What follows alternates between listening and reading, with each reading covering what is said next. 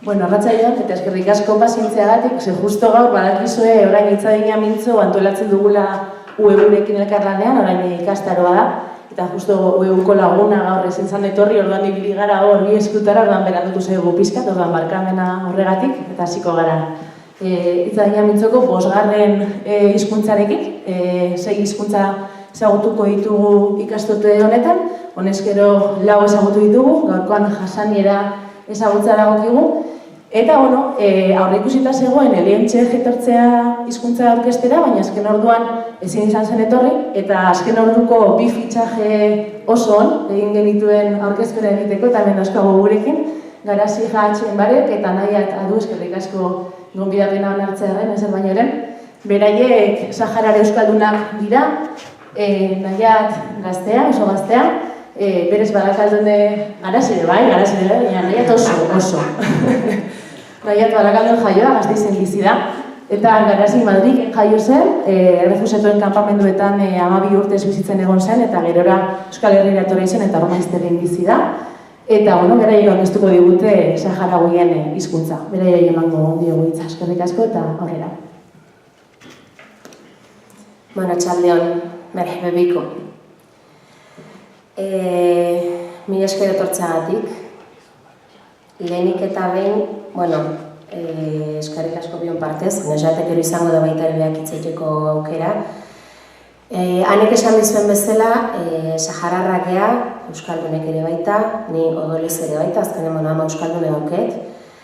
Ez gea Hasania filologo, arabira filologo, katedratiko ez dakit zer, orduan saiatuko gea, pixka bat gure realidadea zuena gerturatzen, aldan bezala.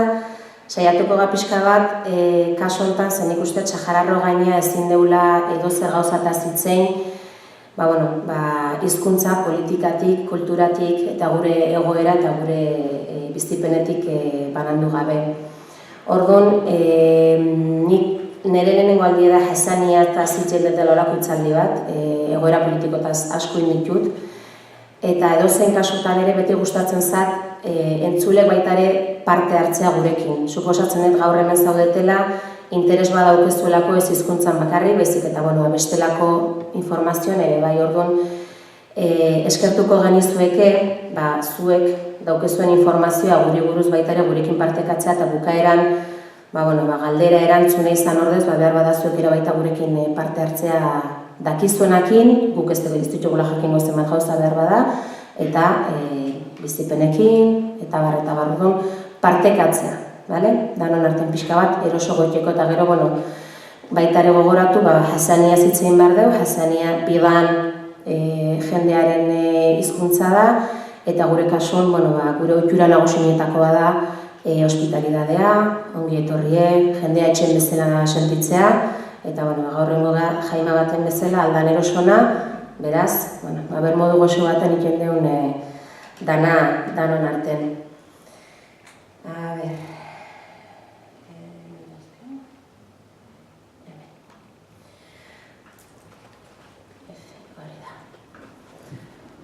Orduan, lehenengoa da izena, Hasania. Jende askok ezagutzen ditu behar bada sahararrak hizkuntza honen erabiltzaile edo hiztun bezala. Beraz, hizkuntza Hasania da, ez da saharauiera, edo ez da mauritaniera, edo ez da horrelako zerbait. Orduan, eta behin izena argitu. Idazteko moduk aurkitu egitezke pilo bat. Orduan, nik kasu honetan bi aukera eman ditzazket. Esan bezala, ez gea gai honetan argituk. Orduan hori presente euki denbora guztien. Gai honen ingurun informazioa inguratzen saiatu naizenen oztopo asko bilatu ditut. Ze azkenen, pixka bat saiatuko ga informazioa ematen, baina lehenik eta behin garbioki behar dena da, ahozko hizkuntza bat da. Orduan, ulertu dezakezue, badibidez, euskera ze mendetatik aurrea izan zen registratuta, lehenengo idatzik, lehenengo horreta gure kasuan hori dana asko zazere berango jotzen da. Orduan, ahozko hizkuntza bezala horren inguruko informazioa bilatzen eko zaila da. Mapa bat kokatzeagatik ezakit oso ikusten den, justo hor, Hasania hitz egiten den, hizkuntza hitz egiten den zona, Gehien bat, naiz eta hor oso mapa zabala azaltzen da, berez esaten da, hartzen ditula Marrokoseko zona batzuk, Argeliako zona batzuk, Mendebaldeko Sahara, Mauritania, Senegalera iristen dela, Afrikako, punta horrerriko batzutara iristen dela. Hori duela hainbat mendetako egoera bazan behar bada. Gaur egunen esan dezakegu gehien bat eta nagusiki badala Saharar eta Mauritaniarren hizkuntza. Datu adibidez, datu batzuk bilatzen gaitu naiz eta oso zaharkituta daude, oso zaharkituta daude. Esate baterako Mendebaldeko Saharan jartzen do ez dagoela daturik, hori da zuzena. Ze pasatzen da, hemen berriz ere sartzen dela egoera politikoa. Azkenen, interneteko zenbait web orrialdek jasotzen duten informazioa modu ofizial baten da. Orduan, gure herrin zenso bat osatuta ez dagoenez, jakiteko zenbat Saharar dauden mundun zehar, ezin da esan argita garbi zenbait Hassania hizkuntza erabiltzaile dauden. Zenbaki batzuk orokorren erabiltzeagatik, adibidez, errefuxiatu kanpamendutan 150.000 biztanle balima daude, adibidez, hori zenbaki bat hartu ez dakigu zenbaki bezala, errefuxiatu kanpamendutan hizkuntza ofizial bezala da Hassania, Mauritanian bezala. Zonalde okupatutan, Marrokosok okupatuta dituen lurraldeetan, Sahararrok minoria oso txikiegea. Orduan, bertan zenbakik asko txikitzen dira. Zenbat Saharar da den, ez ditugu zenbaki horik, ez dauzkegu nazio batu guainik zenbaki horik ez ditu zehatz identifikazio prozesu hortan erabat osatzea lortu. Orduan, ez dago, danea, Sahararrak 700.000 bat, gutxi gora bera. Eta Saharar guztik gutxigo edo gehiago Hassania hiztunegea.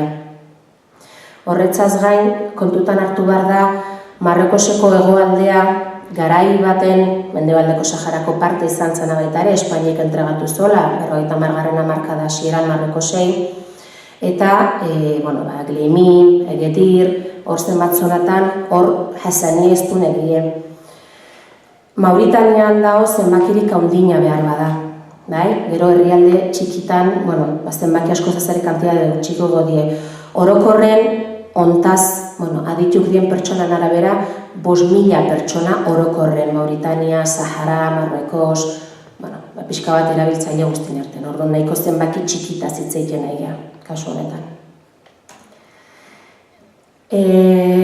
Hassaniak dauke behar bada arabiar dialektoen arten arabiar jatorrira gehien gerturatzen denetako bat da. 90, 95, gutxi gora bera, arabiar jatorrikoa da.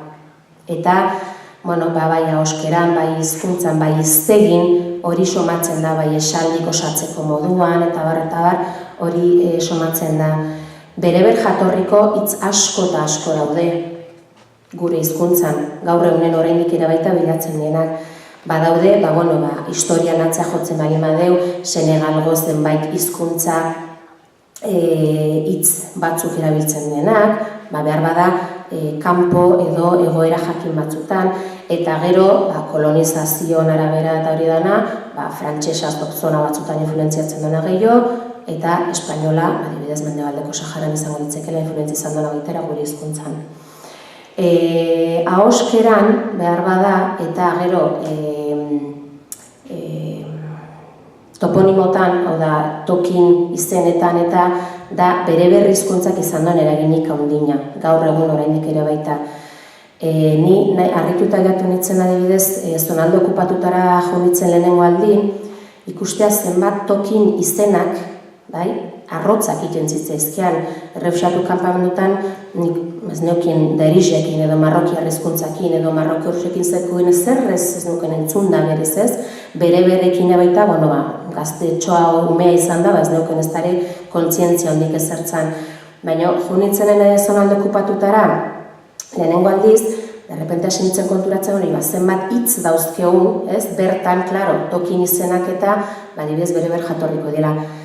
Esate bateko, Tirz, dala Saharako oso zona berezi bat, Aguainitz, Gdinizik, behar bada, hitz hori ezagun egiten zaizu ezen batek, 2010-en batzuk esaten dute udazken arabierratu nezen hasi zala, guretzako udazken arabierra Mendebaldeko Saharan hasi zan, bertan ontzien egoera sozial protestak eta hori dana, eta protesta hori dena gertatu zen Gdinizik izeneko zona baten Legiun kanpokalden. Orduan, behar bada horrezagunea ike bazaizu ere baita. Gero, erderan eragine, gure kasun, Sahararron kasun oso ondia da. Eguneroko hitz askotan janarin, elmanta, rueda, ingelesekin abitasen azten hasi behar naiz. Sukaldeko gauza askotan, jaketan, tenedor, kutsaga, pilo bat hitz. Pilo bat hitz erabiltzen ditugu zentzortan. Gero hori behar bada gauza bat baita ere zonalde okupatutan ikusteko aukera izan detena Legiunen, Saharako kapitalen, oraindike gaur egun nola hiriko zonak dauzkie espainolak juntzieneko izenak, Cementerio, Piso Watch, los pisos eta hori dana, dauzkie oraindik Kolomina, Kolomintzer, Deskolomintzer, Kolomintzer, Jez, hitz hori danak mantentzen dituzte oraindik ere baita erderako eragine bezala. Eta hemen ikusi daiteke behar badan nire ustez aldaketa generazionalak nola Hassanian ere baita inpaktua dauken, hau da. Lehengo Sahararrak espainolakin bizi izan zien. Orduan, beraien egunerokotasune bai zeon espainol hitzez medikuk espainolak ziren, irakasleek espainolak ziren, zenbait lan edo lanbide jakin betetzen zituen jendek espainola ziren, orduan hori danak eragin ez zeuken. Gaur egunen hori aldatu da, eta behar bada gaztek, beste zenbait eragin ezberdin dauzkie, ezta? Segun non bizi dien, segun ikasten nahi dien, segun eta esperientzie, eta bar. Orduan hori aldatzen da. Medizinan izenak, nik nera mona, nera Saharako amonak, aspirina. Burukamina, aspirina. Horrek nola izena da Hassaniaz, aspirina. Eta pixka bat, holako gauzak, egunerokotasuneko bizi konpartitze horren eraginez. Orduan, barkatu.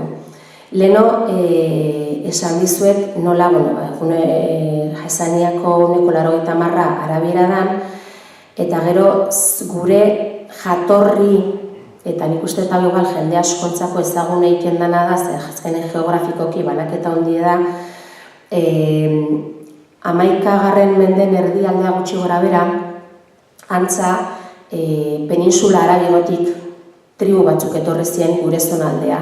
Jende asko esaten dugu, karabanan eraginez, trueken eraginez, azona berdin bila, eta bar. Kasu hortan egon ziren, Hilal eta Zulein tribuak, nahiko indartsu bilakatu zinak bertan. Baina bi horien gainetik genituzon Melik, eta kasu hortan hori zan, Yemengo tribu bat adibidez. Orduan, tribu hori bereziki 3 taldetan zeon banatuta esango genuke. Eta 3 talde horietatik, Beni Hassan izan zen, garai horretan, Mendebaldeko Sahara, Afrika, aipatu ditugun zona horietan, bizi zien tribu jenden gain intzona. Orduan, guzti horien gain intzon denboraz oso handik bilakatu zien, bertakokin astu zien, eta guzti horren eraginez, hortik datorre de hecho hizkuntzan izena, Hassan, Hassania, beraien hizkuntza, pixka bat horko jatorrie. Eta ja gero, inbasio handi horren ondoren, hori etorri zain ja 19. Menden esango genukeia, Europearrek eragin zutena, badakigun bezala, Afrika tarta bat bezala, nahi zuten bezala banatu, eta bakoitzak beraien zati hartu eta zanpatu. Esan bezala, Hassania ahozko hizkuntza bada. Kasu honetan, zuek ulertzeko bada euskera batue eta gero dauden euskalki guztik bezala, ezta? Orduan, guk gure arten, gure familiekin, gure lagunekin, gure bizilagunekin, gure herriko jendekin Hasaniaz hitz egiten dugu, baina gero modu ofizial baten ikasketan, irakaskuntzan, politikan, irratin eta guzti horretan erabiltzen daia arabiera batu behar. Dana dala, bai egie da, azkeneko urtetan, beti hon izan dela jendea, nolabaiteko arte gaitasuna izan dola, eta hezkuntza garatu duena naiz eta oskoa izan, baina gehien bat azkeneko urteotan, esango nuke, igual 60, 70, garren hamarkadetik honea, egon die generazio ezberdinek, egon die talde ezberdinek nolabaiteko lan berezi bat indutenak modu literario baten hizkuntzari bultzada bat emateko eta nolabait hizkuntza plasmatzeko idatziz, bestek ere baita jarraipena eman izateko gero. Eta behar bada, nahi ezagunen nahikentzatena edo gertuko nahikentzatena da, bereietako partaietako asko ezagutzen ditutelako, bai Espainiar estatuen zehar daudelako eta bai errefusatut kanpamentan daudelako, da Generación de la Amistad. Kasu honetan hauetako askok poesia lantzen dute. Poesia lantzen dute Hasaniaz, erderaz edo big nastuta. Orduan, kasu honetan baditugu zenbait poesia nun bi hizkuntzak argi eta garbi nastuta dauden. Eta azkenen horrek eragindo Espainiako erderan hitz batzuk Hasanian bere ganatzea ere baita ere, influentzi bezala. Nik uste hori oso garrantzitsua dela. Gero gure hizkuntza batetik bestera pasatzeko beste modu oso garrantzitsu bat da Lhaul da Saharan eta Mauritanian dagoen musika oinarririk garrantzitsuna. Eta musika honetan dago baita ere, ez da bertsolaritza, baina bai daulako modu espontaneo baten sormena lantzeko gaitasuna duten zenbat pertsonak. Orduan, adibidez, norbait ezkontzen dela, eta orduan gonbidatzen da pertsona hori, eta horrek egiten olako bertso bat, pentsa ezkon berrik zorion duz, edo ezkon gaietako baten familiri, ez dakiz zer gauzak esaten, da hori dana. Orduan, hau dago presente eta erabiltzen da, hizkuntza garatzeko bezala, erabiltzen da, pixka bat adierazgarri bezala. Eta gero ipuinek. Niretzako ipuinek bai txikintzako eta bai helduntzako oso berezik eta nik usteet altxor bezala gordetzen ditugunak. Niretzako errefuxiatu kanpamenduetan su ingurun ipuinek kontatzen zizkituguten momentu horik niretzako dira altxor berezik eta inoiz ez dingo ditut behar segura asko horrelako egoera bat bizi. Badao euskeraz publikatuta liburu bat ipuinena, Saharan ipuinena, Xertat, nola da, Jesus? Xertat, ez da, sekaz, Xertat, da, Saharan kulturan daukegun pertsonai bat, adibidez, zenbait ipuin kontatzeko erabili izan dena, animali bitartez adibidez, zeak bezala, fabulak bezala, eta liburu hori adibidez euskeraz eskuragai badagoa pixka bat hori ikusi izateko. Eta gero, esaera zaharrak. Niretzako Hasania ezberdin ikendon gauzetako bada, hizkuntza bat da bai, baina bizimodu bada, identitate bada. Behar bada niretzako da hizkuntza zailenetako bat, ez hizkuntza bezala baizik eta horrekin dijon guztikin. Hau da, ez da hizkuntza batzuk ikasi dituzula hitzek eta jazta. Ikasi behar dezu hitz horik nola esan, zer esan nahi duten, zer esan nahi ezkutu duten, nola jokatu horren arabera, oso lotuta dijo eguneroko kulturakin. Orduan, batzutan, egoera graziosok sortatu daitezke, ze behar bada kanpoko pertsona batek ikasi dezake hizkuntza, hau da, hitze edo esaldie, baino modu desegokin adierazi edo toki ez aproposen edo pertsona ez aproposai eta ikaragarrizkoan kasartzea izatea. Ni adibidez esan dizuten bezala nera euskaldune da. Refuxiatu kanpamendutan ezin nintzen 12 urtera arte, nera aita sahararra zan, baina Frente Polisarioko ordezkari bezala beti kanpon zeon, orduan gurekin gutxitan zeon. Orduan, nire kasu izan daiteke bat adibidez, hizkuntza hitz egiten dut, hizkuntza bizi naiz, saharar batekin ezkondutan hau kasu honetan gainera. Baino, jabetzen naiz askotan, falta zait behar bada, egunerokotasunen ikasi ez ditudan ohitura horik, giro horik, konportatzeko zenbait modu. Orduan, kultura bezala, hizkuntzakin erabat lotuta, ez dakit nola esan, oso presente dago eta oso berezia da, eta oso adierazgarria da. Ez pali madia zuen ondo ulertzen gero galdetu lasai asko, inon garazori gabe. Eta horregatik esaten non, Hassania gure identidaden kasuantan adierazle garbia da. Hassaniak ezberdintzen gaitu inguruko herritatik.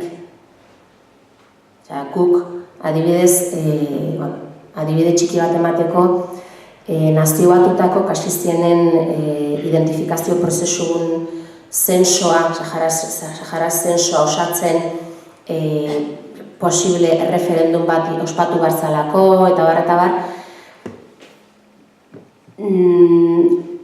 Egoera bat edo posibilidade bat ezberdintzeko identifikatzera zetorren pertsona horren jatorrie, hau da, sahararra zan edo marrokiarra zan, ahoskera zan.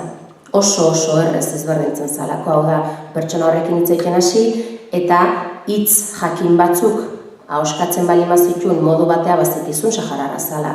Hitz jakin horik beste modu batea ahoskatzen bali mazitun bazekizun marrokiarra zala.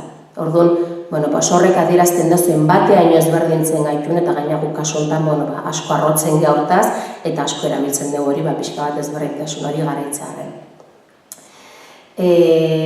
Hassania, adibidez, behar badan errefuxiatu kanpamendutan bizi nitzenen, pixkat izan daiteke hemen euskaldun zonatan bizidan jendea, ni honi ormaiztin bizi naiz, Goierrin bizi naiz, guretzako euskeraz hitzeikia edo euskeraz moitzea behar bada askotan ez duzu behar bezala baloratzen, ezta? Enkambio juten naizenen Naparrora edo beste zenbait tokitara edo Gasteiztea. Pertsona batekin kruzau eta bi aldez pentsa horretela. Pertsona honi euskera zein behar diot, erderaz zein behar diot, ez? Zuzenen euskera zein horrez.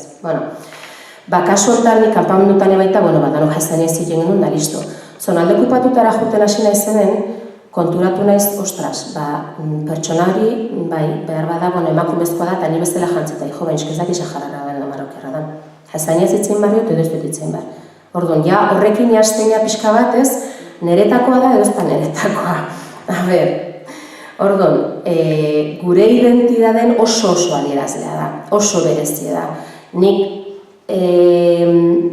nire txikitako oroitzapen bat, eta niretzako oso berezia da, eta behar bada musika gustu ezberdinek izan dezazket, baina entzuten ditutenen aspaldiko houla abeslarik neraitak entzuten ditunak eta seition emozio bat sartzen zatz, azkenen gogoratzen dit, nire jenden adierazle bat dala, ohituretako parte bat dala, eta bar.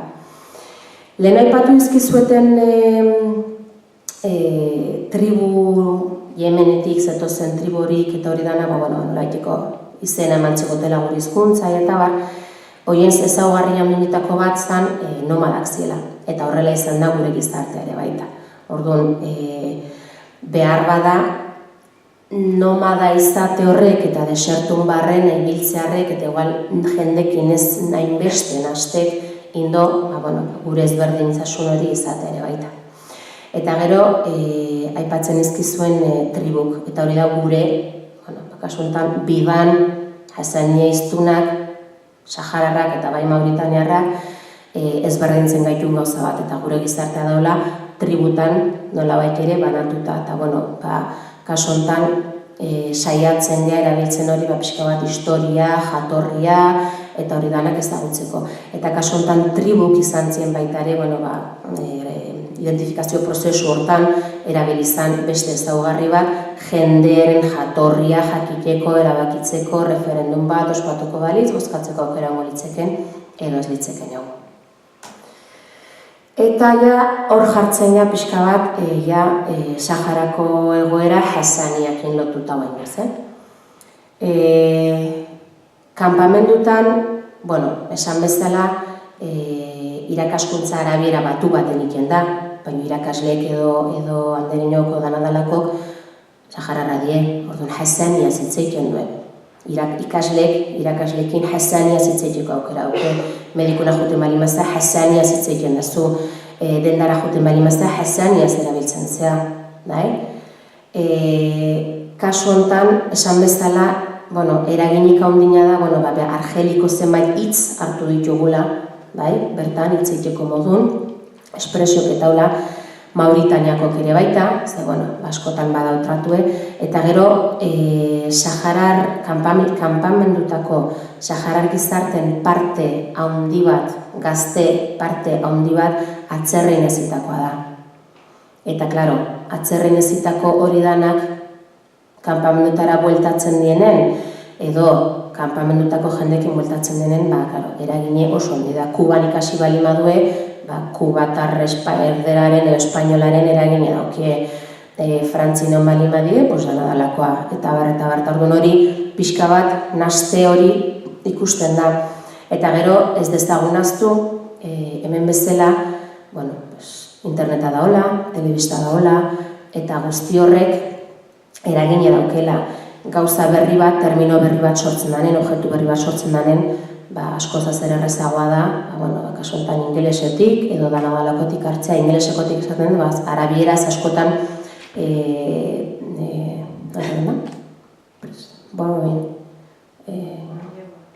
mailegu, eskarrik asko. Mailegu asko adibidez ingelesez hartzen delako, kasu honetan arabierakoa. Kanpamendulakotako gauzak jo komentazkizu gero neziatzek. Eta zonalde okupatutan esan dizuten bezala, nik usteet Marrokosen arma garrantzitsuna eta arriskutsuna izan dela, edozein kolonizatzailein baditzailek erabiltzen duena. Toki baten sartu eta jendea zanpatzen saiatu. Eta horrek ez esan nahi burun tiro bat jo bat diozunik, baizik eta nolabait kultura, hizkuntza, identidadea desagertarazten bali maituzu, hori da, azkenen indezakezun kalterik handina, ze identidaderik gabe, herri hori ez dijo aurrea. Orduan, kasu honetan, Saharar, mendebaldeko zonatako eskolatan, umei gaztei debekatu jentzaie Hassaniera zitzeikia. Zenbatek eta zenbatek, irakasleek behar bada zigortu dituzte, esaten dute ezin dutela azterketarik egin, Hassania zitzen dutelako, edo gaur egunen ez diete behartzen, leheno behartzen zieten, holako himno bat abestea, Marrokoseko ez dakiztara bestea, eta Marrokoseko erregen eskue musio ematea, eta holako gauza. Gaur egunen hori ez da hola, baina bai eskolatan represio handia jasaten dute. Gero, horretzaz gain gainea, Marrokoseko estatuk dauken hezkuntza aldetik dauken beste neurritakoa da Mendebaldeko Saharan Unibertsitate bat behar ez da hola. Orduan, Sahararrek ikasi nahiko balukete joan behar dute Marrokoseko herrialdetara gertuna bezala. Marrokoseko unibertsitatean behar bada, ongo dietoki asko oso ondo ongo dienak, eta izu eskaintza honak ongo dienak, baina hain dela aste batzuk, Saharar ikasle bat hiltzuten beste ikasle marrokiar batzuk Marrokoseko unibertsitate baten egurrez kalen. Hola, Sahararra izateagatik eta hori altun esateagatik. Orduan, horrek ere baita egiten du, jendea ez kokiltzea, baino bai nolabaiteko beldurra izatea behar bada zure semalak bialtzea Marrokosea ikastea, horrek ere baita eraginak izan ditzazkelako. Eta gero, egunerokotasunen, nik usteet berriz ere joko dut hemen bezala. Hemen ere euskara zitzeiken deunok pilo bat hitz erabiltzen ditugu erderaz. baina asko, eta oso normalizatuta daukeu. Eta behar bada ez gara konturatzen, igual, beste egoera batetik norbait etortzen daren guri hori esatea, ezta, zonalde okupatutan nei iruditzen zitzaian barra eskeri bat. Karo, entzutea, jende sahararra, gaina aktivistak, guztionen alde borroka daudenak, eta errepenten entzuten zituzun hitzeiken, eta 4 hitzetatik 3 marrokiarrik utjukin. Txatezu, baina nola da hori posible? Baina, geok baita iken neula beste eremo batzutan, ezta? Eta gero, Marrokoseko beste estrategi bat bezala, beste estrategi bat izan dena baita ere azkenen, dendak gehienak, negozio gehienak, marrokiarren dauzkie. Tabernak, garajek, negoziok, orokorren marrokiarra dauzkie. Orduan, aragi erostea june balimazu, nik arazo dauzket, zonalde okupatutan zenbat gauzatarako, zekar, itzeiten hasten ez, eta sekun konturatzen die, ez naizela bertakoa. Eta orduan saiatzen die, timatzen, baina, vamos, konturatzen die, ez dutela bere bezala itzeiten, da gainezke ez dut nahi. Osa, saiatzen ez gainezke tinko mantentzen nerekin zergatik aldatu behar den nik horta, gaina nahontokin egon da, ezta? Orduan, bueno, egunerokotasunen egizateko nahiko gogorra iken da, nolabait zurea isilarazi barri izatea edo mugatuta eukitzea.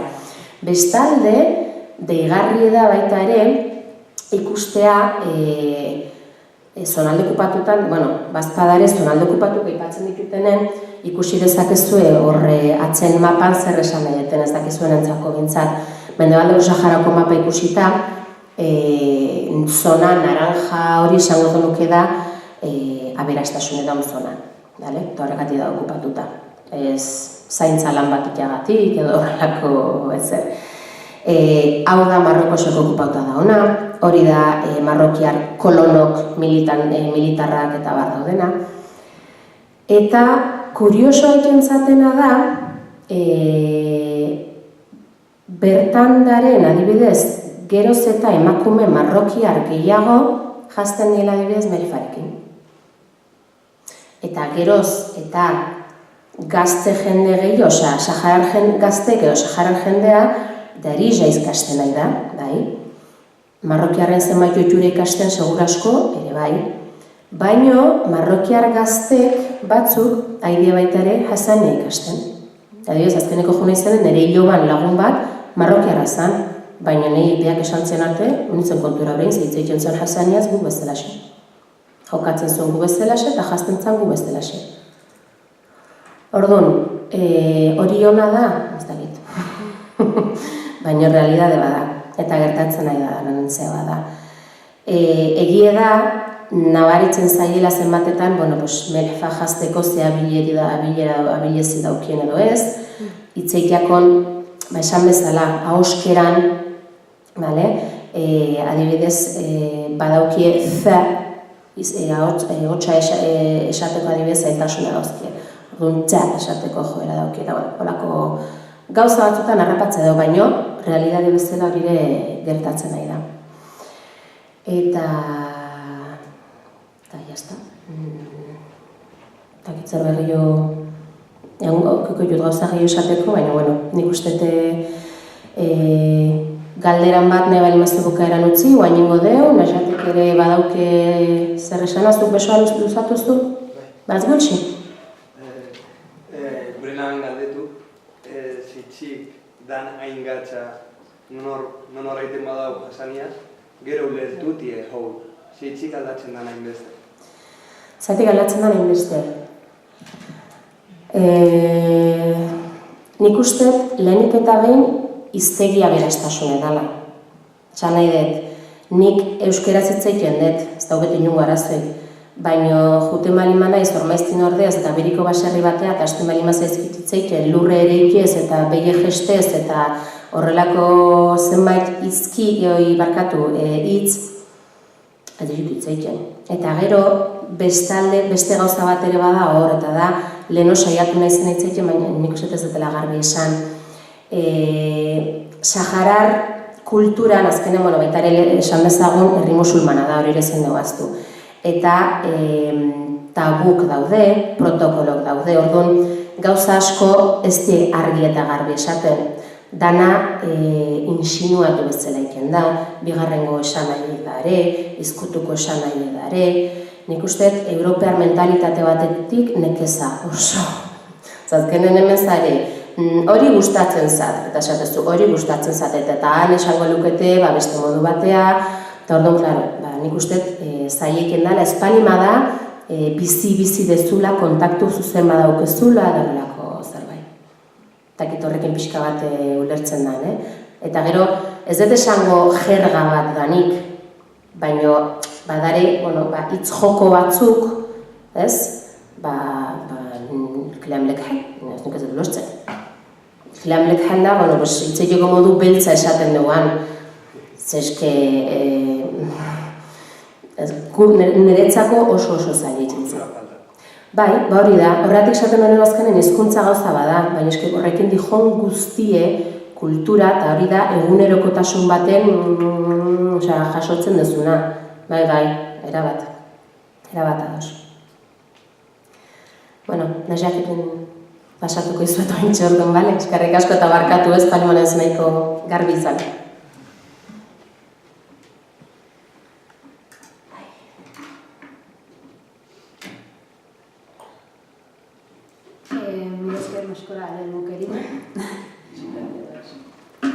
Ni gazte ikuspuntu batetik azalduko dut.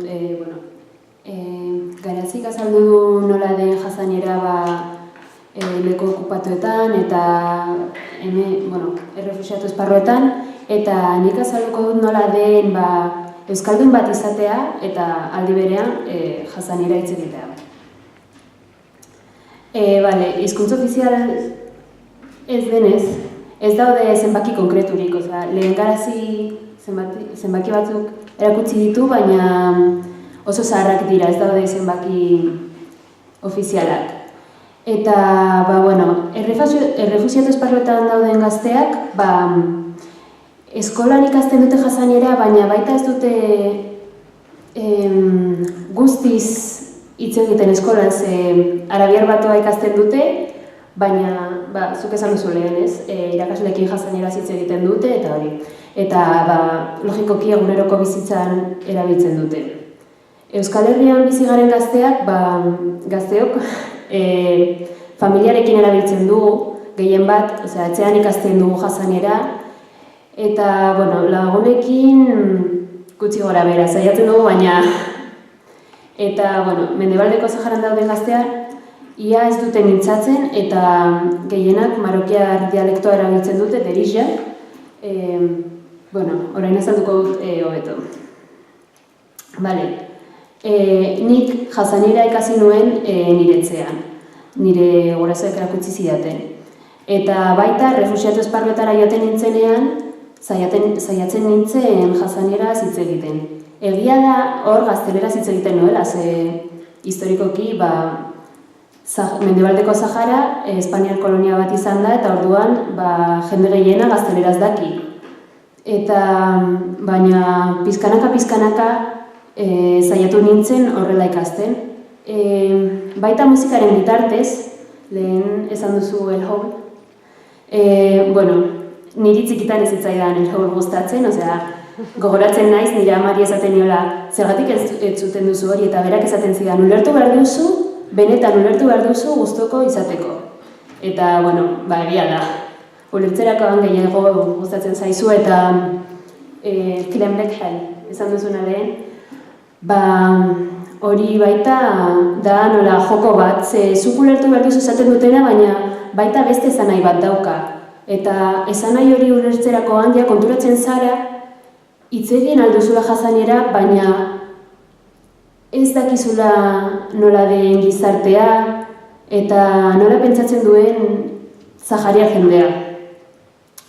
Eta, baita ikasi nuen jolazen bitartez, ni gogoratzen nahi txikian nintzenean, nire aitak lakazitoak erosten zituela, eta hitz berri bat ikasten banuen, lakazito bat ematen zidan. Eta, horrela ikasi nuen. nola mantendu dezakegu? Gehien bat da lagunen artean erabiltzen. Osea, horrela mantendu dezakegu gure hizkuntza, gure kultura eta gure historia.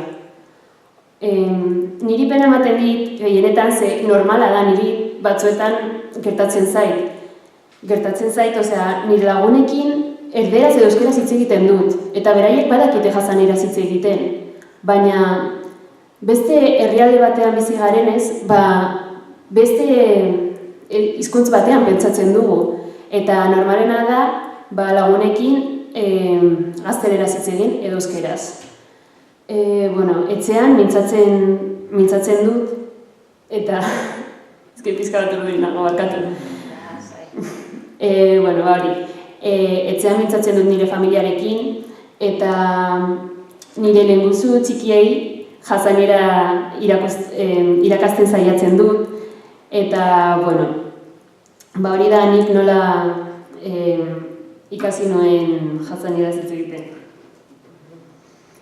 Errefuxiatu esparruetan. Umeak eskoletan ikasten dute eta eguneroko bizitzan erabiltzen dute. Baita musikaren bitartez, el howl eta baita nidal generoan bitartez. Nidal da musika genero bat, baina dago zehazki politikoki irautzari buruz da, eta eskoletan genero hau ikasten dute eta horrela hizkuntza ikasten dute eta baita Saharako historia ikasten dute. Eta baita liburuen bitartez, eta gero azalduko gutxi gora bera nola den orain dagoen proiektu bat Bubixek izenekoa. Orain, badago errefuxiatu esparruetan telebista kate bat, Ras TV izenekoa, eta hori erabiltzen dute Saharar kultura mantentzeko eta jendea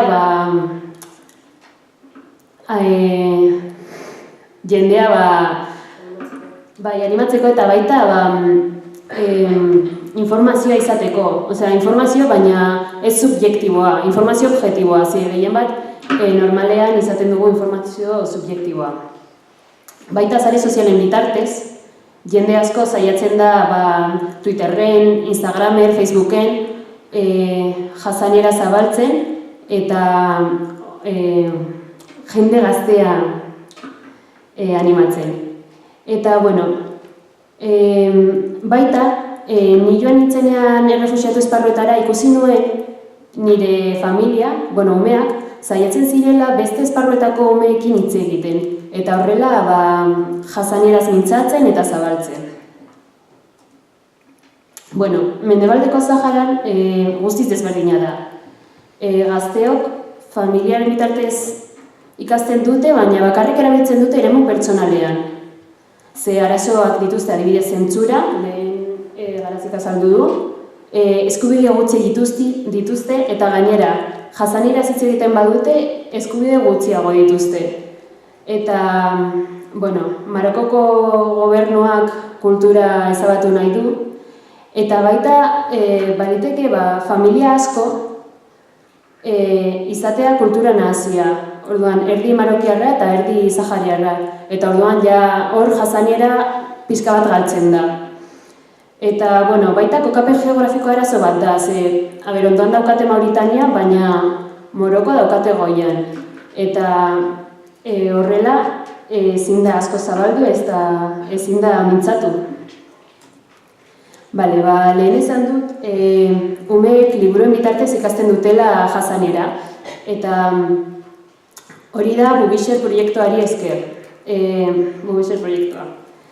Errefuxiatu esparruetan eta Europan kokatuta dagoen erakundea da. Eta erakunde honen bitartez liburuak sortzen dituzte. Eta horrela jasaniera irakasten dute. Erakunde hau balio du jasaniera zabaltzeko eta nola jasaniera ahozko hizkuntza bat da, liburuen bitartez errezago eda daiteke. Eta horrela, umeek ez dute bakarrik eskoletan arabiar batua ikasten, baita beraien dialektoa ikasten dute eta mantentzen dute beraien kultura. Parte hartzen duten gehienak dira sahariar irakasleak, baina atzerrian ikasitakoak. Eta hori baita arazo bat da, jendea beste herrialde batera joan behar da bere ikasketak amaitzeko edo ikasketa onak izateko. Eta hori asko limitatzen du jendearen ikasketak. Eta hori izan da dena.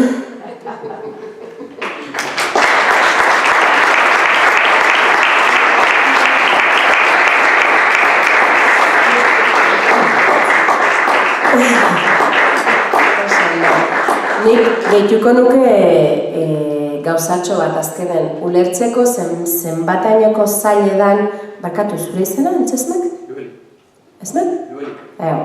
Behar bada Luelik ere baita pixkat kontatuko dugu baina sartuko dugu gure solasaldiona ontako parte bezala. Nik uste oso zaila dela ulertzea edo irakastea Hassania adibidez bertan bizi eztan pertsona batei.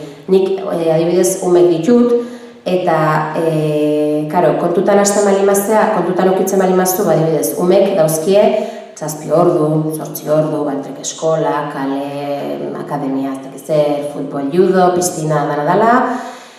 Horren guztion ondoren zenbaten bora da etxen zurekin hizkuntza bat erakutsi ahal izateko, ez? Naiz eta zuk hitzein. Gero, beste gauza bada gaina, input badaukie jasotzen dute, baina horrek ez du esan nahi beharra daukienik behar bada hizkuntza hori atzea bueltatzeko. Orduan, nire kasuan adibidez, nire mek badakienik euskaraz dakitela, noski. Nik Hassania zitzeiten diet, baina beraiei asko zarrazagoa da zaie, nahi euskaraz itzultzea. Orduan, hori niretzako arazoa da. Nire bikotekin Hassania zitzein behar dute, bai edo bai. Baina, alare, behar maila ikasteko orduan oso ezberdina da. Horretzaz gain, ezberdin izate askotan ez dara erreza ez dara. Hau da, fisikoki ezberdin ezea, erlijio aldetik ezberdin ezea, oitura ezberdin dauzkezu. Orduan, hizkuntza aldetik ere baita ezberdin izan nahi dezu, gauzako sogarri eki behar dituzu hori hola izateko edo beste aukera eki ez. Nere konponbide adibidez izan da bilatzean eskasa jarar bat etortzen dela nire etxea hasten pare bat aldiz nire umei klase ematea. Baina, klasea zerena, Hassaniana ez. Hassanian klasik ezin da eman. Orduan, alfabetizazioa da arabieraz. Arabiera batu batetan. Orduan, adibidez, Najat, Lueli bezala, edo deozein beste gazte bezala, hemen ezitzen nahi die, eta realidadea da, telebista bidez, niretzako adibidez, telebista oso erraminta ona da hizkuntza bat ikasteko. Baina, ze ikusten naiz da, Hassania ez, arabiera batua, marrazkik arabiera batuz dare, pelikulak arabiera batuz, edo Egiptoko arabieraz, edo Libanoko arabieraz, edo ez dakit nungo arabieraz. Orduan, horrek prozesu guzti ez zail dutendo. Eta hitzeiten nahi hemen darenetaz, baina pentsatu adibidez, zonalde okupatutan dauden jendeak ebaita, azkenen Marrokos sartu zanetik 40 urte baino gehiago pasadie. Orduan, kolonizazio horren pen, oso zaila egiten da zenbatetan gazte taldek edo gazte generazio hizkuntza maila hori eukitzea. Oso zaila da. Emango izuet adibide bat, Lehiunen, Saharako kapitalen, duela, nik esan duke 5 urte edola, hemengo emakume taldekin emakumentzako etxe bat irikizuten Lehiuneko kapitalen. Eta etxe hori irikitzen asmoa etzan aktivismo politiko baterako, soilik. Azkenen hor iken duzu neoz zer gauza da politikoa bezala hartzen dana. Baina asmoa zan gehien bat emakumentzako txoko bat eukitzea, non gauzak partekatu, non Saharar bezala itzein, konpartitu, hizkuntza erabili, elkarrengandik ikasi, pixka bat informazio hori dana bat jarri izateko. Baina, pisu hori, etxe hori irik izan, emakume batei, etxe hori alokairun hartuta. Marrakoseko gobernu etorreztaion emakume horri, esan zion, etxe hori alokatzen jarraitzen bali madezu jende honei, kenduko dizugu zure soldata. Orduan, etxe hori itxintzan. Nola jarraitzen duzu, pixka bat, biltzeko eskubide hori mantentzen, ikasteko elkarrengandik, informazio hori partekatzeko ez daude tokik behar bezala. Ni jundan udara osoa pasa, eta Lehiunen kapitalen adibidez, parkea juten itzen nire homekin, eta Saharan bakarra nitzen. Ingurun dara marrokiarrak, baina eski realidadea badata hola da, baina egunerokutasunen ikaragarri zaila da, eta nik uste horrek bi aukera ematen dizula gerora, ikaragarrizko adori eukitzea eta horrei eutxina izatea ezerrei baino gehiago, edo azkenen nekatureik jentzea eta etxitureik jentzea, eta nik ulertzen dut zenbat jendek eragin hori izatea. Oso ulergarri iruditzen zate, azkenen oso zaila da, hori 40 urtez hola mantentzen egotea. Iruditzen zat, ikaragarri zaila. Orduan, horren kontra rebelatzen geha, baina eske batzutan ezinezkoa da. Eta nik uste Euskal Herrin hori oso ulertzen da, kasuntan zadibez, hemen garen Euskaldun guztietatik esango nuke, erdera erabiltzen deula, asko. Hitz egiten nahi garen. Luel izunez, noiztik zara Euskal Herrin? Eno urte da. Osa, etorri zinen zenbat urte egin? 7. 7. Eta Bizkaian bizizea, ez? Bizkaiko ekipioak ez zuentzat. Konta eguzu pixka gehiago, aterri. Hori, mikrofona. Ez da etxe buruz, ni etorri nintxean 2003an, eta beti hane Euskal Herri Bizkaia matezu. Eta azkanean gu ikasi egun euskeria anaizoak eta neu izan da eskola publiko. Eta Hasania mantentzezu? Bai, hori beti hane, guraso ini ezin dut berbain erderaz edo euskeraz. Lortxa moten dozta, ella eta ertetak. Eta horrea etxik bai mantendu dugu, eta gizu azkanien bet dauzela programa, guden majetako kanpanutara. Horrea zuela guntzen dozu, ez dozu aztuten bedenetako realitatea. Eta alfabetizazioa? Ez, ne aztu nema. Claro. Anai txikiek badeko zu esan dozu moduan non horretorten jakiena, aztero alfabetizazioa horana ikasten behar, baina ni ez dakit idazten ez irakurtzen. Bagit berbetan jasien niz, eta arabe klasikoa ez dut oso molertut. Hori da, adibidez, gure herriko realidade partea handi bat. Eta gehien bat, zonalde okupatutakoa baino, nik uste errefuxiatu kanpamendutakoa. Azkenean zonalde okupatutan, nik uste behar bada, ez dakit, alfabetizazio maila, edo badanak pasatzen diazkenen nolabaiteko minimo batzutatik. Baina, errefuxiatu kanpamendutan, ume asko atera indie, jende asko atera inda, eta zenbatetan ez da horren erreza izan alfabetizazio bat aurrera eman alizatzen. Kanpora jundienak, bertan dauzenak badauz alfabetizaut. Alfabetizauta bai? Kanpamentutan bertan geratzen dira. Bai. Kanpora atera dira. Ni akordaten naz idazten eta irakurten nabela eskolan. Bertan. Bai. Osea, hortik irtetan bazara, gune horretatik irtetan bazara. Osea, gatxo beda montentzi. Bai. Galderan bat okurritzen duen baituen, bai, mesedez.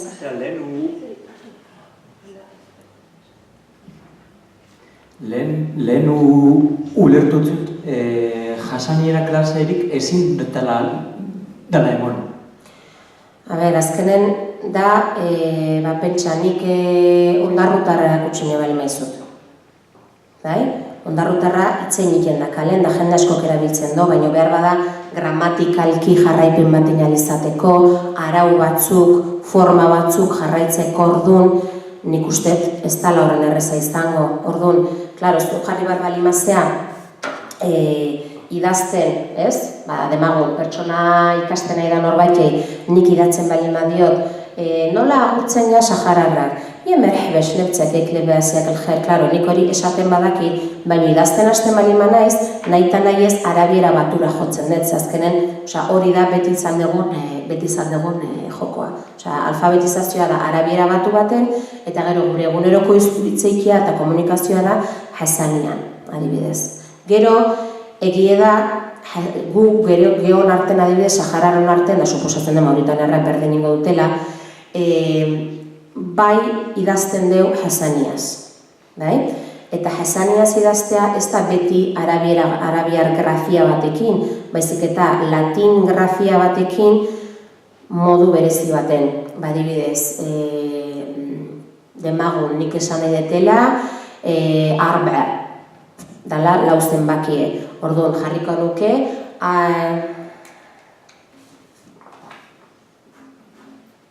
ikusiko da, saiatuko naiz.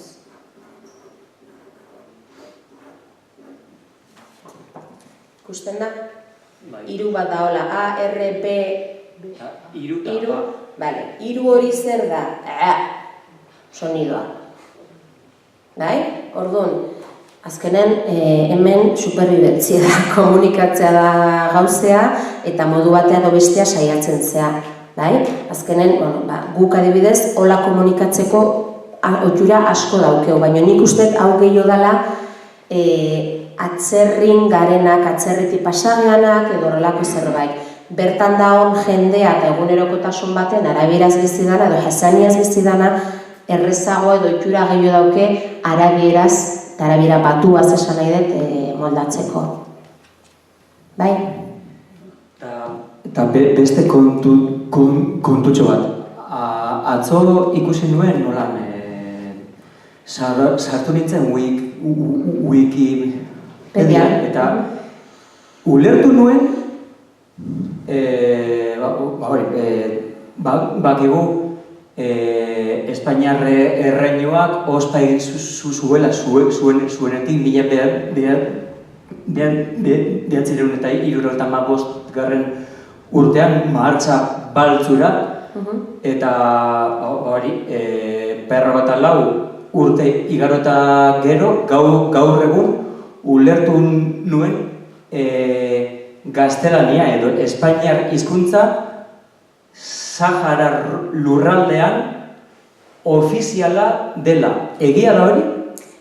Ofiziala da eta bigarrengo hizkuntza bezala erakusten da errefuxiatu kanpamenduetan. Azkenen Saharar, nik uste desberdindu behar dela alde batetik mendebaldeko Sahara mapa geografia bezala, leheno erakutsi bezetena, nunda?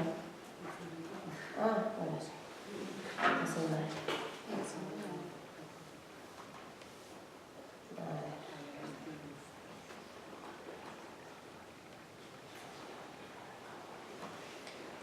Gauza bat da, mendebaldeko Sahara nazio bezala, eta hor Frente Polisariok ez du agintzen. Hori Marrokosen pendaon naranja zati hori. Beste beix zati hori gezik horrela iken dutena, hori zona liberatu die. Frente Polisariok gobernatzeitu, baino ez baino, errefuxiatu kanpamendukare, hor Algeri jartzen duen horren azpin, hor dare. Hori da, etxekendanen Republika Arabe Saharaui Demokratika errefuxiatu kanpamendutako gobernu eda Frente Polisariok osatzen dara. Orduan, Espainiar Estatuak oin dela 54 urte alde egiten du, usten zaituztete hor legalki haizeak agintzen duenera, eta 54 urte igarotak gero Espainiar hizkuntza zuenean ofiziala da. Zergatik, zertarako? Hori Argelia, hori Marrokos, Mauritania da nahdeko ekonomia zatzaileena bigarren hizkuntza dugu. Adibidez... Horri interes politikoak. Nik uste baitaren naiz eta etxaien hizkuntza izan hizkuntza bat beti da beresgarri kasu honetan. Eta gaina nik uste kontutan eduki behar dela ez dezagun astu ofizialki Saharak espainola izaten jarraitzen dola. Azkenen da un proceso de descolonización inconcluso. Orduan, ofizialki mendebaldeko Sahara espainola izaten jarraitzen do.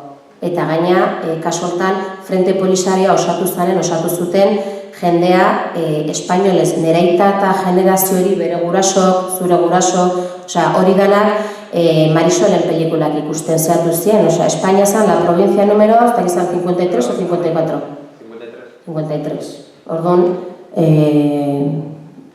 azkenen Espaini parte izan da, guzti horren parte izan da, eta modu aberasgarri baten da. Hori izan da beti arpegiratu izan zaiona Espainigire baita modu intelektual baten, zergatik, Cervantes Instituto batez kokatu bertan, zergatik ez bultzatu hori. Azkenen, toki bat non mantendu nahi dana Espainia erdera bigarren hizkuntza bezala, non bultzatu nahi dana, non Afrikako toki bada gainea, bazten batez, eta Espainik horrek beste gauza askoi bezala ze, kasuik ez. Eta orain bukatzeko, zea, Espainiar hizkuntza ofiziala bada, jasaniera ere bada ofiziala? Gure kasun, bai. Azkenen gure dialekto bada. Ofiziala legez, Guretzako guretzako errefuxiatu kanpamendutan jasania gure hizkuntza da. Mauritanian bezala gure hizkuntza da. Gero alfabetizazioa hori dana arabiera batune baten da. Bai, hizkuntza bai argita dagoen baiet, baina dinot ofiziala munduaren begietara mundun begitara kenduta 80 nazio baino gutxiago ez gara nazio bat. Ofizialak dinote, aunque sea Frente Polisarioak kontrolatuta duen lurralde esparruan edo, hor behintzat ofiziala da, ala hor ez da ere. Nik hor esan duke baietz, nik esan duke hor baietz, baina, nire ez jakintasun ere baita badago, Gaitzerdi. Jesus, bai. Bai, pixkate osatzeko zuk esan duzuna, alde batetik espainolarena, gaztelaniaren ofizialtasunak badu, bi arrazoiz bata zuke esan duzuna, Espainia oraindik bada ez zen historikoki oraindik bada potentzia administratiboa, hau da, legez nahiz eta ukatu eta guk nahi ez eta nahi duzun guztiaren gainetik, Espainia du responsabilidadea eta hori nabaritu nahi dute Polisarioko ordezkariek eta bigarren kontu bat ere identitate kontua dena. Nahiateke ipini duen mapandian, igual errezago ikusten da, inguru guztia kolonizazio frantsesekoa dela. Bai Maroko, Argelia, Mauritania, Senegal, eta inguru guztia frantsesa da. Eta orain Marokok ez legez baina indarrez okupatzen duen lurraldea ere marrokinizatu eta frantsestu nahi du. Eta identitate moduan ere kanpamentuetan erakusten da gaztelania identitate gisa. Eta, nik dakidanez ofizialki zea den Republikaren konstituzioan hizkuntza ofizialak hizkuntza ofiziala arabea da, mundu arabe guztian bezalaxe ez Hassania edo beste aldaera arabea da, eta koofiziala edo bigarren hizkuntzatzat bementuz gaztelania. Baina identitate importantea momentu honetan, bai politikoki eta kulturalki uste dut oso adierazgarria dela. Bai, eskerrik asko, Jesus. Venga, gehiago. Zera, lehen nahi aipatu dozuz Howl eta... Howl eta... Nidal. Nidal musika, zera, aipatuko zenituzkete hainbat talde edo abeslari guk ezagutzeko? Niri da adibidez izugarri gustatzen zait. Sueta, zela esaten da, sueta, eta saiatu naiz pila bat bider bilatzen YouTubeen eta oraindik ez dut topatu zipitzik ere. Zelan demontre egin behar dut suetaren bideo batekin gozatzeko? Nik ez dakit, etxen badauzket gauzak, baina, sueta hor badaude suetan adierazgarri handinetakoa da kasu honetan da, behin atera dela atzerrira, baina oso gutxitan. Sueta kanpamendutan egoten da, eta kanpamendutan indituzten bat grabazio, klaro, hor, arazoa da grafia latinoz nola idazten da izena. Bai.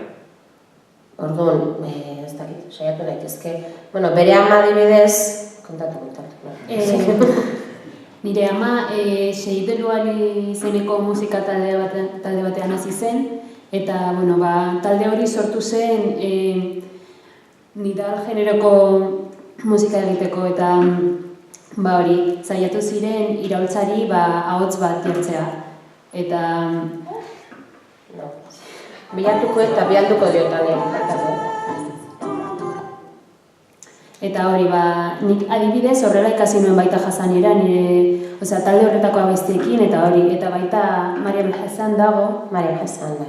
Aziz Ibrahim. Mariam Hassan.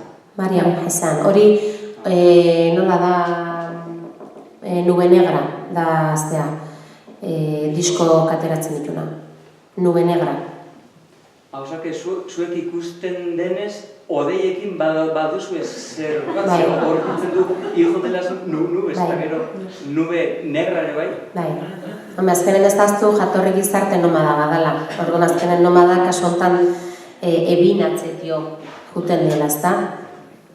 Oin esan duzula nomada jakin minez, noiz arte gutxi gora bera izan da Sahara herrian nomada? Oraindik badaude batzuk nomadak, baina fronterak jartzen dien momentutik, azkenen nomadak ez dituzte fronterak ezagutzen. Nomadak ez daukie pasaporte bat. Itzeiten nahi naiz, Sahara gure gizartea Espainiako azkeneko zentsun, 74ko zentsun, 74.000 pertsona bakarrik zeren. Beste guztik desertuntzea zebiltzan, oraindik ere baita. Zer gertatzen da, fronterak jartzen dienen, mugak jartzen dienen, horia nomadea bukatu jen da. Eta kasu honetan, leheno adierazi dizueten mapa hortan, ikusten bali badezue, marra gorri bada goitio bera, Mendebaldeko Sahara bizatitan banatzen dona, hori Marrokosek eraikitako harresi bada. Munduko harresi militarizatu luzeena. Eta hortaz ez da hitz egiten. Harresi hortatik bi aldetara, kilometrok, 3 kilometroko gutxi gora bera, minak daude, minas antipersonas, eta bar. Orduan, horrelako gauzak argi eta garbi hori ere baita mugatzen dute. Aztu jo nahi bali mazu desertun barrena, desde luego hor segurtasunen apurrik ez daukezu. Oso posiblea da, eta ikusi deu zenbat Saharar jende, eta marrokiarrak ere baita, baina ez dizkigutela esango, Saharar jendea hilinda, zauritu inda, ganatu ere bai, eta bar. Orduan, noiz arte, gerra hasi zanen gauzak gure gizartea erabat aldatu behar izan zen. Eta orduan nik uste hori ere baita kontutan izateko gozta bada, azkenen gerra hasi aurretik, hau da, marrokiarri inbasiora arte, gizartea modu baten zeon antolatuta, eta gero bat baten sedentarismo batea bultzatuta izan ginen errefuxiatu kanpamenduko katuztielako, eta gero horrekiek arrizton erabateko aldaketa sozialki, intelektualki, politikoki, eta abar. Nik 3 galdera ditut. Gero atzeko eskai. Labur. Lehenengo galdera, askotan aipatu zue Sahara eta Mauritania. Nire ez jakintasunetik, ez baitut ez erretzuten Mauritaniari buruz, zer dauka mankomunan edo zergatik aipatzen dituzue bata bestearen ondotik. Bigarren galdera, Euskal Herrian nolakoa da oro har Saharauien harremana Marokoarrekin, eta hirugarren galdera, Euskal Herrian nolakoa da harremana Saharauen artean, ega dago trinkotutako komunitate bat, nolako ohiturak, nolako lotura du. Ni adibidez, nire aitona Mauritaniakoa da, eta Sahararrak eta Mauritaniarrak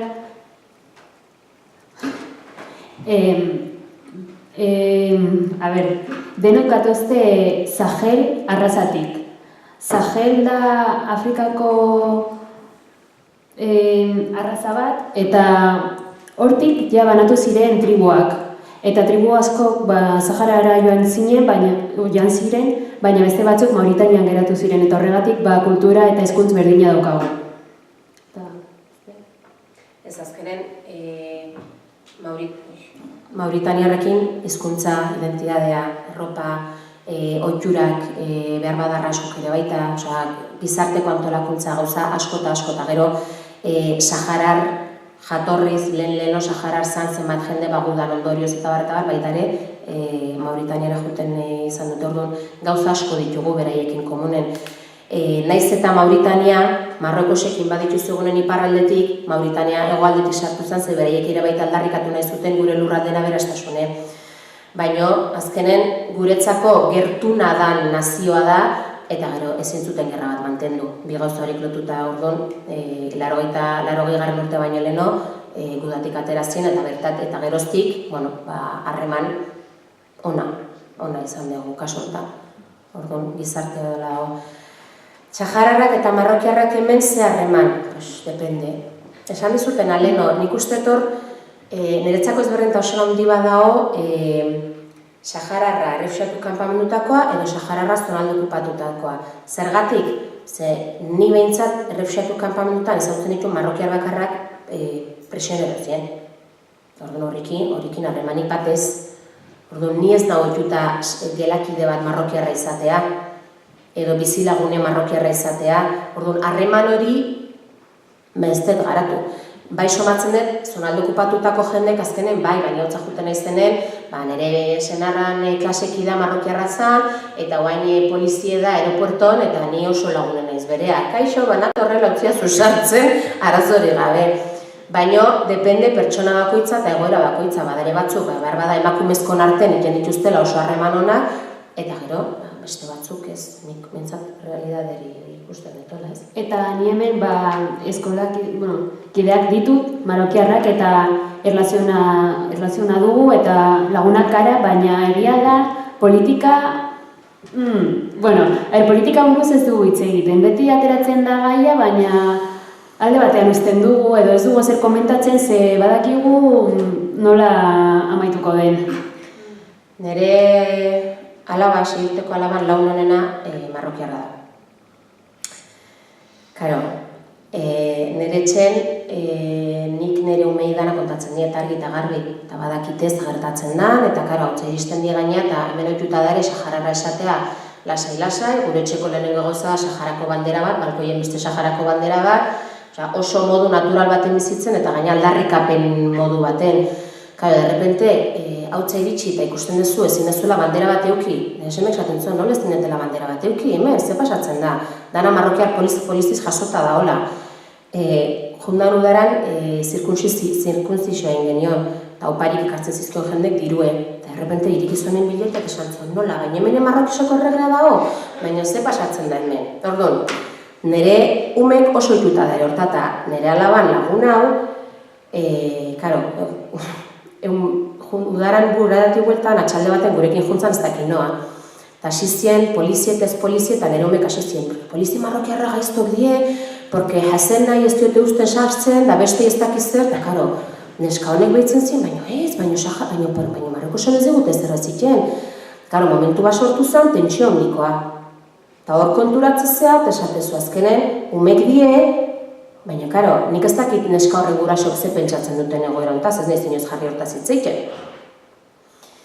Bueno, depende. Azkenen depende politikoki zenbatainoko igarrantzen baten duzun odo ez, eta zenbatainoko, jarraipen haiten duzun. Eta gero beste zen, Sahararron artean Euskal Herrin. Adibidez, Gasteizen alaban, komunitate Sahararron handia dago. Bai, Gasteizen bai. Eta, nik adibidez, azkenan horre baita depende bakoitza. Nik hasten zehar lan egiten dut, nire senarrak estudukaretan lan egiten do, eta horre mugatzen dizu baita ere zen bat gauzatan sozialki eta moitu alizateko. bai, gauza puntualetan, ospakizunetan, zenbat gauzatan, bai juntatzen zea, nik izan denen Gasteizen zenbatean igual, saiatu astu bukaeratan gauzak antolatzen edo. Bai, hemen Gasteizen, esan duzun bezala, komunitate handia dago, eta gainera, ikuspuntu pertsonaletik esaten nago. Niretzat, igual, pizka bat errezagoa da lagun sahariarrek izatea, ze kultura berdina daukagu eta gauza berdinak ulertzen ditugu, eta gure familia gauza berdinak egiten ditu eta horrela, igual errezagoa da. Eta horregatik hemen Gasteizen nola komunitate hain handia denez, jendea beraien artean harremanak izaten dituzte. Eta hanko atzekoa, mesedez? Bai, entzuten da. Bai, nik pixka beinaten galderatik noia, baina jakin gure nauke pixka gehiago.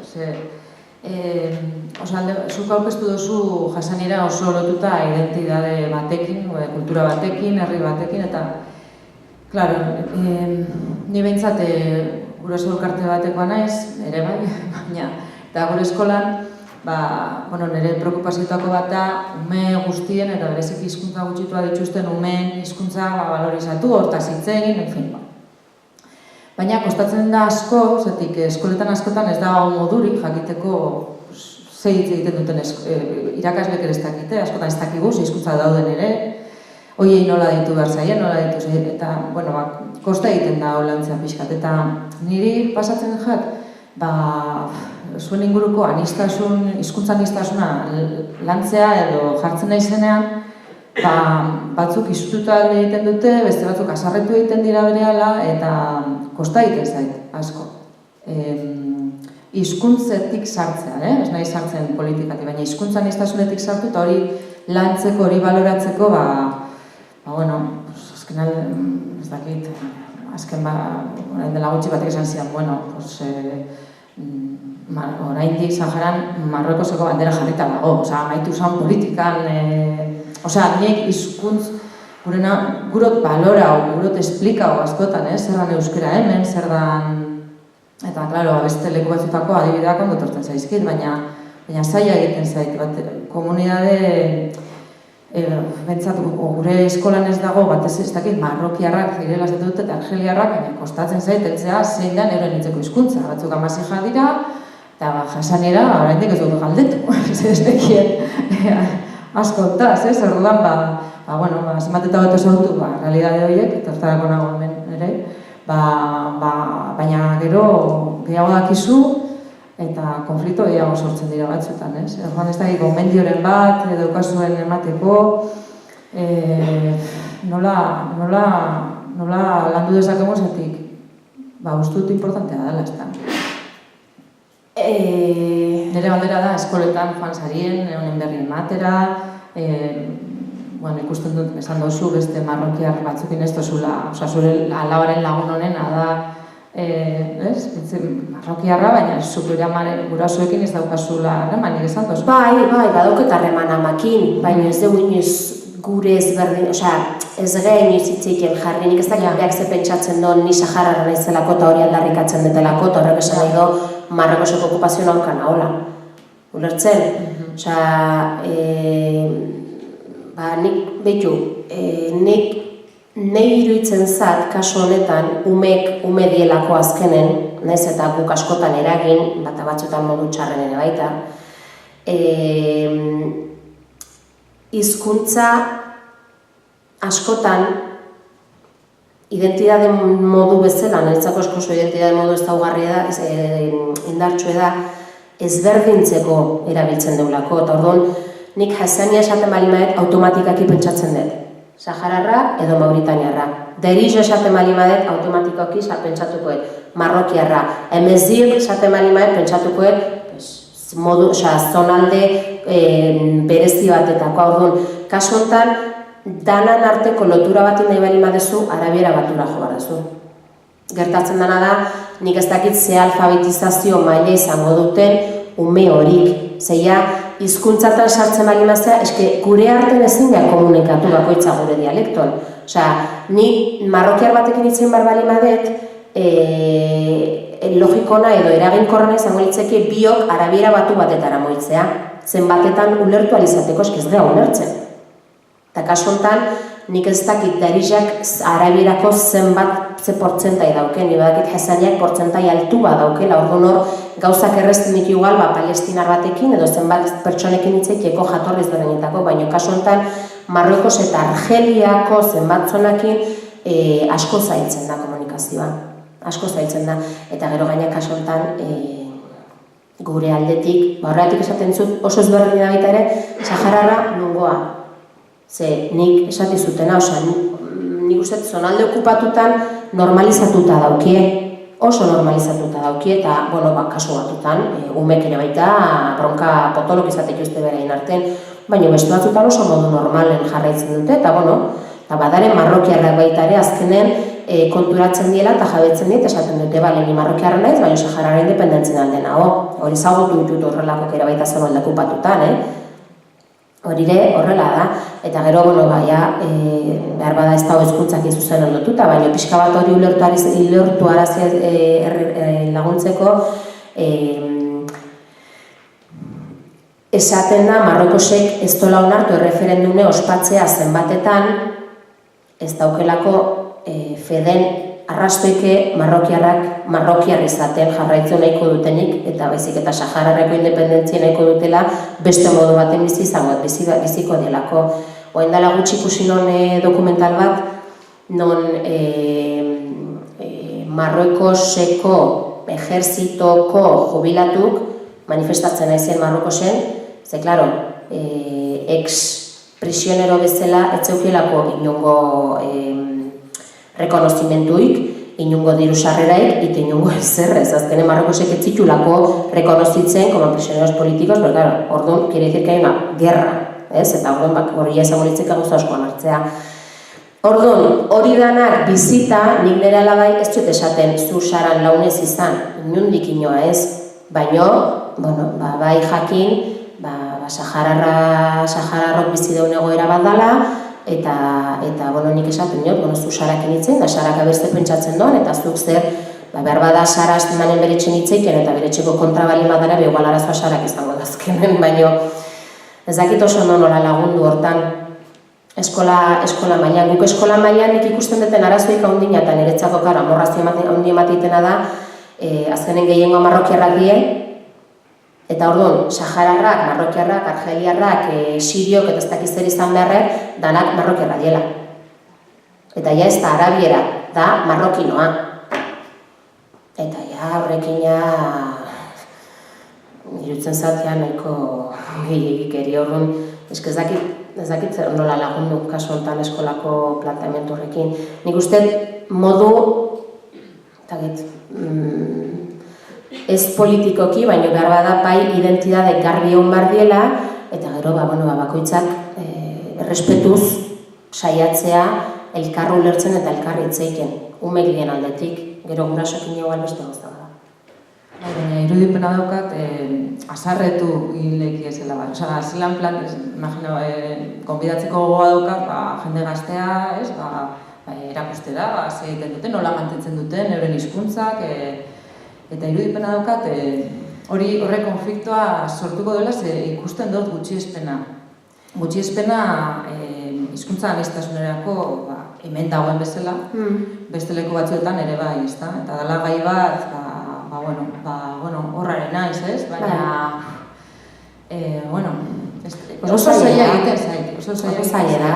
Eta gero esate baterako testu liburuetan edo egiten dugunean itzulpenen bat, beti dago azarreren bat, izan ez hori iztela arabea, hori iztela testu liburuetan ere bai, ikasten elkarteko testu libururen gatik, etortzen dira zaten hori iztela arabea, hori iztela horrela idazten. Eta, klaro, nik ez daukat idealik ere ez, eta nik ez dakit hori, ez dakit ze... Karo, bakizu zer pasatzen den, azkenen esaten nahi izena, gehiengo handi bat marrokiarra danez, anekdota modun, tipiko, igual bidaiatu behar dezula arabiar herrialde batetara.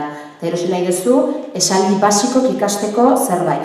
Oso ohikoa da, behar bada hori idatzi dona marrokiarra izatea. Azkenen asko di, eta hemen asko dari. Orduan, behar bada, ez du erabiltzen arabiera batua behar, bada erabiltzen du, bere eragine dauken zerbait.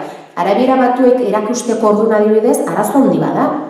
Azkenen, zuk erakusten duzu zerbait, kasi artifiziala dana, gero erabili hori bea, ez da inoen erabiltzen. Egipton da modu batea, Marrokosen da beste modu batea, Arabia Saudin da beste modu batea, Iraken da beste modu batea, eta beste da beste modu batekoa. Orduan, garai baten latinekin gertatzen da mazala, gero derrepente sakabanatu zela eta hizkuntza propio kasatu zela eta latine, nik uste momentu bat iritsiko da nun hori gertatuko da arabierakin. Erlijioa da mantentzen dona horredan gainetik, baina oso zaila da. Azkenen, batu hori oso ezberdine da, eta gero herri bakoitzan oso garatuta da hizkuntza. Orduan, posiblea da zukiko hartzea liburu bat, eta liburu hortan jartzea ez dakiz zer esaten dela, ez dakit nola, esatuzu ez, hori ez da esaten nola. Hori esaten da, hola, zenei hola erakutsi jate. Baina, nik uste horrek ez lukela arazoik izan da, horrek. Ja, baina esaten duzu hori, batzutan ere esaten da, bakarri dago modu bat hori esateko, bakarri dago modu bat. Eta, hori niretzat ere zaitasuna da, baina niri bueltan datorkidan afirmazioa saiatzen garenean zerbait, ez dago ondo, ez dakit, dago normaren, edo ez dakit zer normaren aplikazioa. Ze adineko umekintza ere barkatu? Ez ni, umeak da lehen hezkuntzako, aurre hezkuntza eta lehen hezkuntza. Baina gurasoak, esaten dute, amekin daukatenean harremana, hau ez dut zuen idatzi, hau ez da gondo idatzi eta testilorenetan, hau oharra ez da gondo idatzi eta arabez bakarrik modu bat dago hau esateko. Olako gauzak esaten dizkidate eta hori badak hizkuntza anitza dela, eso esaten ari zaren, aleku, ez dakit siriar batek filologa dela, arabez idatzi du, nota bat, eta hori ez da ondo idatzita. Nahi dozunean sartu anistasuna eskolan, euskara eta gaztelera aparte beste zerbait, kosta egiten zait, eta, eskerrik asko zatik, hola ikasten da, pixka bat. Sentitzen dut, ezin laguntza. Zaila da nazadoztazu, zaila da. Eskerrik asko. Zegoen beste galdera bat, hemendik, eta izango da, azkena, aprobetxatu. Eta ber modu laburren. Oin komentau duzuen arabiera buruzari zineten eta egingo dudan galderarekin lotzeko Al-Jazeerak erabiltzen duen arabierak, ez dakit orokortzeko moduan eta hori hain zuzen ere Daviden eraginarekin lotu nahi nuke galdera. Mauritanian jasaniera ofiziala da, ez izaten da Mauritanian jasanieraren alfabeto bat, gramatika bat, korpus linguistiko bat, kontua da nekusoto, eta bat mendean, eskola eta edabideak bere ganatzen ez dituen hizkuntzarenak egin dituen. Eta, karo, familia bidezko transmisioa eta ipuinak eta esarazarrak eta kantak eta hogeta bat mendera arte ekarri dute jasaniera eta beste hizkuntza asko eta asko zorionez, baina zoritxarrez hemendik aurrera horrekin ez duten nahikoa izango. Eta Frente Polisarioan, armekin ez dut uste lortuko dagoela Marrokena frenatzia, baina aurre egiteko modua, zuen zauzu moduan da kultura eta hizkuntzak. Hori indartzeko bidea, telebista aipatu duzu, ipuinak aipatu dituzu, baina idatzizkoa salto egiten ez badu, badakigu horrek ibilbide laburra duela. Mauritaniako galdera bueltatuta badakizu ala da, eta hori heldulekua izan diken jasanieran etorkizunen ere mantentzeko? Jasaniaren alfabetoa arabiera da, baina esan bezala ofizialki ez da hizkuntza erabiltzaen dana modu ofizial baten osazuk. Kalen jasaniaz eta inkluso askozaz ere Afrika beltzeko eraginez kasuntan Mauritanian ibiliko zeinen bezalaxe, gero negozio bat ikia seitzen bali maza bilera baten maien arabiera klasikora jiringo duzu. Betire gauza ofizialetarako ez da. Baina gero gure kultura eta identidadeko gauzea eta hori da zailtasune azkenen ikusetze. Azkenen gaur honen horren besteko eraginen pen gaude, Zeleno familia zeukezun eta familiekin zeunden, eta familien eraginen zeunden, eta inguruko jendek hitz egiten zizun. Baina guain zaude ingelesa ikasten, frantsesa ikasten, ez ikasten, beste ikasten, oso hizkuntza pilo bat ikasten, ikusten dituzu pelikulak, edo duzu akzesoa ikusteko edo zer gauza edo zein hizkuntzatan. Orduan, influentzik geroz eta handiago die, eta herrialde horik geroz eta gehiago iriki, eta arrisku gehiago egon daiteke guain. Hor da, niretzako hizkuntza horrek identitatearekin lotura daukena. Eta guk, guretzako mantentzen deu, bai modu politiko baten edo bai modu individual baten identitate asunto badalako. Guain, arazoa da, esaten duzuna, nire umek arabiera ikasten nahi die. Lehengo joan ginen Kabarzenoa eta nire alaba txikinak animalia guztik arabiera batuaz esaten zituen. Etzekizkin jaseniaz esaten ikasi ditu arabiera batuaz. Orduan, horrelako egoerak gertatzen die. Gero, 2 hilabete, 3 hilabete jutentzea hizkuntza hau jasenia itzeken dan tokira eta giro hori hartzen duzu, eta berastasun hori hartzen duzu. Eta nik uste, niretzako da, beste hizkuntza, arabiera, jasenia, euskera, erdera, ingelesa, ni ezin naiz 3 hizkuntzatan batea, 4 hizkuntzatan batea. Orduan, azkenen ikendetena da, apartadu ezberdinak sortu eta egoera bakoitzan arabera bat edo bestea erabili. Baina berriz errepikatuko niretzako da, gehien bat identitate asuntoa. Eta idatzi gaur egun idazten deu, sare sozialetan, WhatsAppen, horrea saltori bai jodeu, gertatzen dena da ez da akademi bat hori arautzen dona. Da pixkat, bai arabiar alfabeton edo latin alfabetoz, badauzke hori besaten izuna, zenbait sonido adierazteko, erabiltzen ditugu zenbaki batzuk, grafia batzuk, ikono bat, lokesea, nolabait ere hori adierazteko. Baina, ofizialtasun bat akademikokin nolabait neurtuta mugatuta, ez. Ez. Eta gainera, arabiar alfabetoa pizka bat zailagoa da, ze ez daude bokalik. Orduan, dira dena kontsonanteak eta zu kontsonanteak ikusita jakin behar duzu zein den hitza. Baliteke hitz bat izatea edo beste bat. Eta horregatik jasaniena pizka bat zailagoa da idazteko. Arabieran, de hecho, arabiera hizkuntza bezala horren beste naziotan erabiltzen dana eguneratzen nahi da. Gaur egunen, adibidez, ga sonido hori, Inglaterra. Hori, arabieraz berez, izki bezala, ez da hor, guain sortzen nahi di izki berrik. Eta nolabait da pixka bat eguneratzen da, badare zenbait fonema, adierazgarri berri dituztena. Hori arabiera batuan. Baino, alare ez da unifikazio bat, zenbat gauzatan, ze igual, Egipton onartzen da, Egipton ez dute jim fonema izaten, baizik eta bereik esaten dute gim, orduan bereentzako oso normalizatuta dago, eta onartzen dute. Baina, enkanbio, guk esaten deu jim, eta oso zaila da. Arabiera ikasten hasten den pertsona batentzako, zailena nik uste dela, ez du pentsa, Euskal Herrin laukatu, euskera batue dago. Zenbat jende hitzeiten du batue. Eta zenbat jende hitzeiten du euskalkik erabiliz. Pentsa hori, geografikoki askozaz ere zehaztabalaten. Eta akademi bat izan gabe hori neurtzen dona, edo nolabait mugatzen dona zenbat kasuetan. Zaile, oso zaila. Arabiera alfabetizazioa kasuetan zaile. Eta jasania ikastea. Nera ama, Exodon parte hartu zon, eta etzon jasaniak itzeiten, obviamente. Eta, bere garai hortan, bere inguruko danak, gaztek neraikek, kintakok, gaztek erderaz itzeiten zuten, perfectamente. Beak bi aukera zeuzken, beti itzultzaile batekin ibili edo ikasi, baina ikasi nola ikasi. Orduk entzuten. Eta entzun, eta errepikatu, idatzi gabe. Entzun, eta errepikatu, entzun, eta errepikatu. Eta lako baten, ikasi zon, 15 urte. Posible? Bai. Zaile? Oso.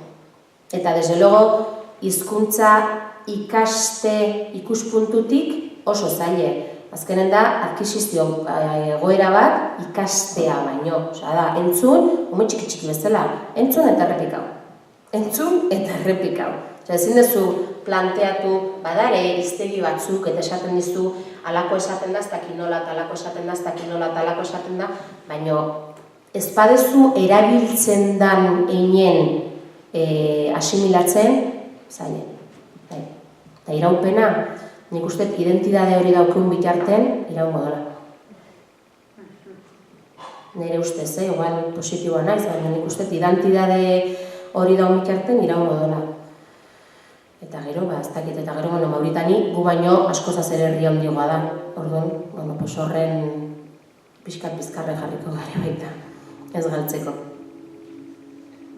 Barkatu baina, mehen utzi behar dugu, ze entzuten ari zarete, ari dira proba batzuk egiten hasiko dira, eta lukoa momentu bat, baina hasi modugun ezer entzun. Orduan, joan baino lehen, ogartxo bat, atera mesedez, klaustrotik beharrean, Falerina tabernako irteeratik, ze orain egitun egongo da, eta orduan arazoak egiteko, atera tabernaruz. Eta txalo handi bat, garazi